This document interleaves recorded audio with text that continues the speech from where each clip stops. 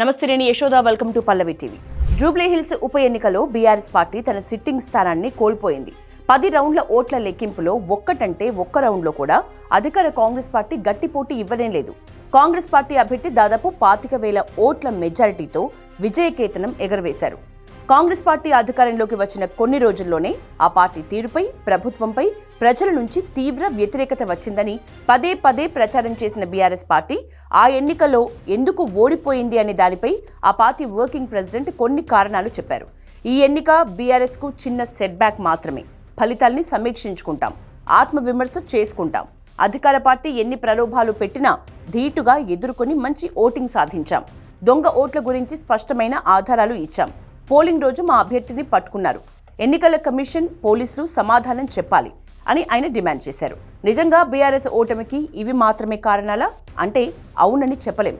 BRS అభ్యర్థి ఓటమికి కాంగ్రెస్ అభ్యర్థి గెలుపులో ఇంటి దొంగల పాత్ర ఉంది అనే చర్చ జరుగుతున్నట్టు తెలుస్తోంది. మాగంటి గోపీనాథ్ అకాల మరణంతో వచ్చిన జూబ్లీ హిల్స్ ఉప ఎన్నికలో బీఆర్ఎస్ పార్టీ గోపీనాథ్ భార్య మాగంటి సునీతనే అభ్యర్థిగా ప్రకటించి అన్ని పార్టీల కంటే ముందుగానే ప్రజల్లోకి వెళ్తూ ప్రచారాన్ని మొదలుపెట్టింది.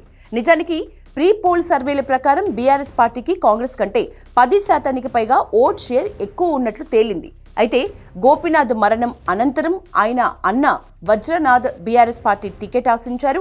తల్లితో కలిసి వజ్రనాథ్ పార్టీ క్యాడర్తో సమావేశాలు కూడా నిర్వహించారు. అయితే బీఆర్ఎస్ మాత్రం మాగంటి గోపీనాథ్ సతీమణి సునీతకు టికెట్ ఇచ్చింది.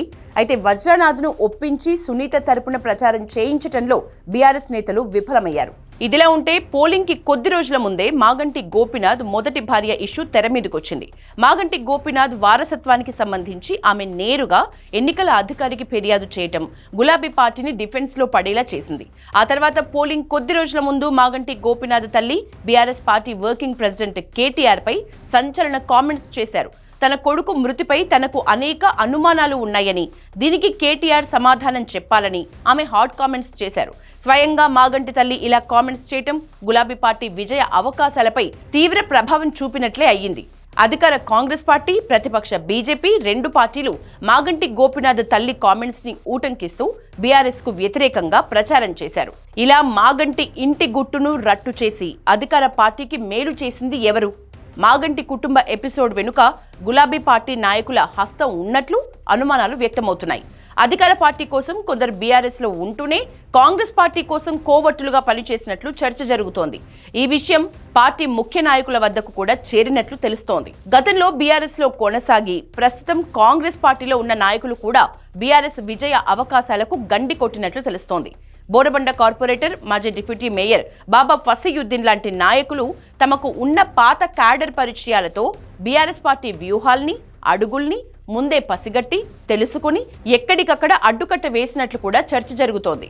గ్రౌండ్ లెవెల్ పోల్ మేనేజ్మెంట్లో కూడా కొందరు బీఆర్ఎస్ పార్టీ నాయకులు పరోక్షంగా కాంగ్రెస్ పార్టీ గెలుపు కోసం ఓటర్లను తరలించినట్లు ఆరోపణలొస్తున్నాయి.